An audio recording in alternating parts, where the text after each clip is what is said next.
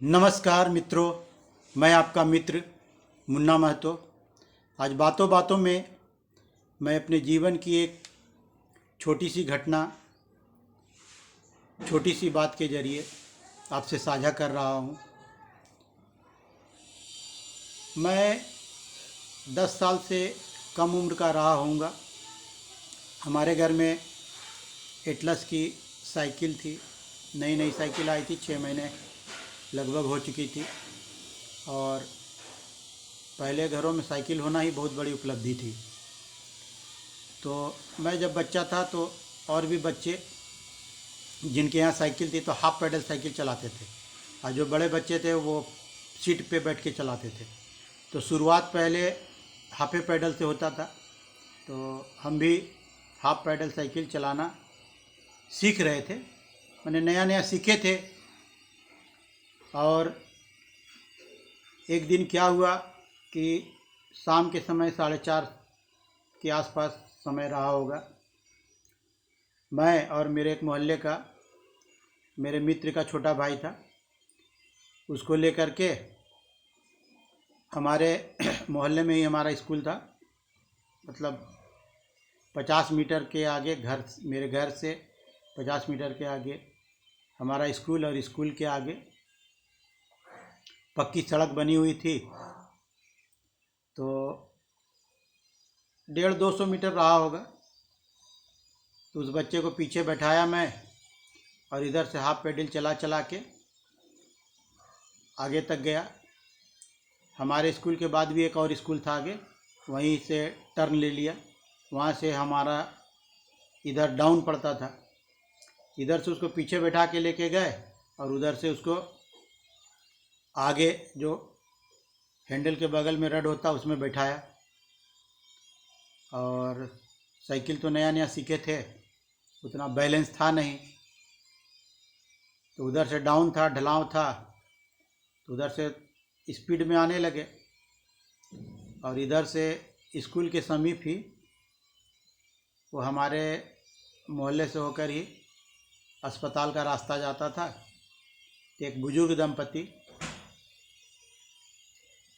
60-65 साल के रहे होंगे, 60 साल तो ज़रूर उम्र रही होगी उनकी।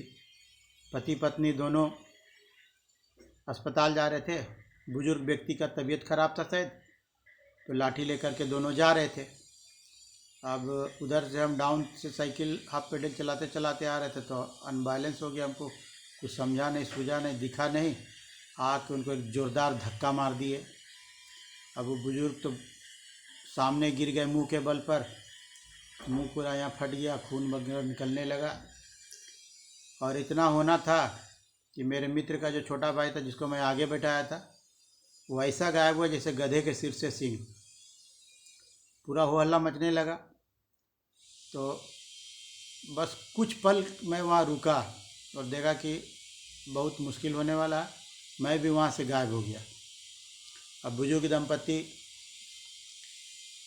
की जो महिला थी वो बहुत गाली उली देने लगी और भला बुरा कहने लगी। तब तक मोहल्ले के सब लोग इकट्ठा हो गए, छोटे बच्चे बड़े सब। मेरी माँ भी आ गई। पिताजी भी ड्यूटी से लौटे ही थे कुछ देर पहले। उनको पता चला कि ऐसा ऐसा बात हो गया, वो भी स्पॉट पे पहुंच गए। फिर उस बुजुर्ग दंपति को उठाया गया आनन फानन में, और वो बोल रहे कि वो कहाँ गया वो लड़का जो धक्का मारा है। फिर मेरे पिता समझा बुझा के उनको 50 रुपया दिए, और उनको फिर अस्पताल किसी तरह से पहुंचवाया, वहाँ इलाज हुआ उनका। तो उसके बाद मैं वहाँ से भाग गया और डर से घर नहीं आया। वहाँ से भाग गया और दूसरा मोहल्ला में जाके वहीं पर अंधेरे में खड़ा है। करीब 7 बज गया। फिर डर लगने लगा वहाँ हमको। तो फिर वहाँ से फिर आया तो हमारे स्कूल के आगे बड़ा सा मैदान है। मैदान के बीचों बीच झंडा जो फहराया जाता था, उसका छोटा सा चबूतरा बनाया हुआ है, 3 सीढ़ी नुमा। तो रात में वही करीब 7:30 बजे आके हम वहाँ बैठ गए। तो हमारे हेड मास्टर साहब जो है, स्कूल और घर साथे था उनका। तो पेशाब करने के लिए बाहर निकले तो टॉर्च लेके निकलते थे। तो पेशाब बाहर करके जब टॉर्च इधर उधर मारे तो उनको कोई आकृति नज़र आई पोल खंबा के नीचे। तो आवाज़ दिए वहीं से, कौन है कौन है। तो हम तो डर से वहाँ बैठे हुए थे, कुछ बताए नहीं, कुछ बोले नहीं। फिर अपना घर में और भी जो लोग हैं उनके बेटे पोता वगैरह सब थे, तो उनको आवाज़ दिया तो वो लगाए बाहर। फिर देखा तो कह रही तो मुन्ना है। फिर हमारा घर में इन्फॉर्मेशन किया गया कि आपका बेटा यहाँ पर बैठा हुआ अकेले में रो भी रहा बैठ के, तो फिर उसको लेके जाइए। फिर मेरे माँ पापा आए और हमको लेके जाने लगे। तो मास्टर साहब, हेड मास्टर साहब बोले कि डांटिए डपटिएगा नहीं, मारपीट नहीं करना है, बच्चा डरा हुआ है, तो इसको ले जाइए, खाना खिलाइए और प्यार से ट्रीट कीजिए। फिर हमको घर लाया गया। तो हमको तो बहुत डर था कि बहुत मार पड़ेगा। तो पहले तो मेरी नज़र साइकिल पे गई कि चलो साइकिल तो कम से कम वापस आ गया, दिल को तसल्ली मिली। फिर माँ खाना खिलाए, फिर धीरे से चुपके से मैं सो गया। सोने के बाद जब सो गया तब मुझे मेरा डर ख़त्म हुआ कि चलो जो हुआ सो हुआ। लेकिन मेरी गलती की वजह से उस बुजुर्ग दंपति को असहनीय पीड़ा सहनी पड़ी। इसका मुझे आज भी मलाल है। लेकिन बच्चा है, बच्चे लोग तो अक्सर ऐसी गलतियां करते हैं।